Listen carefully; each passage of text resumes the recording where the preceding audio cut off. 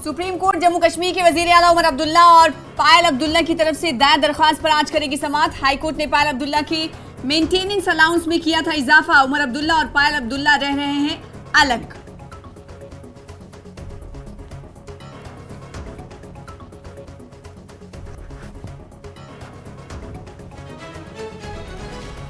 मरकजी वजीर किरण रिजिजू पहुंचे गुलमर्ग। गुलमर्ग में सयाहत और खेल सरगर्मियों का लिया जायजा। स्की स्लोप्स पर स्कीइंग की और स्नो बाइक पर अंदरूनी चोटियों का किया दौरा। किरण रिजिजू ने अपनी तस्वीर और वीडियो अपने ट्विटर अकाउंट पर भी शेयर किया। श्रीनगर कटरा वंदे भारत एक्सप्रेस का इफ्तिताह मुअख्खर, 17 फरवरी को होना था इफ्तिताह। नई तारीख का जल्द किया जा सकता है ऐलान।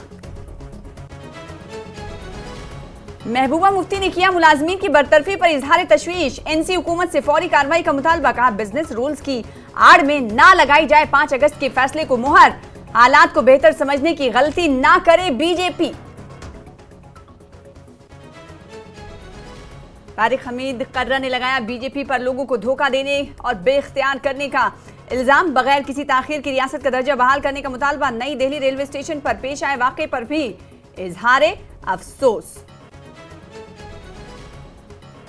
कश्मीर के लोगों ने की है हमेशा मजहबी हम आहंगी और भाईचारे की वकालत। मीर वाइज उमर फारूक का बयान।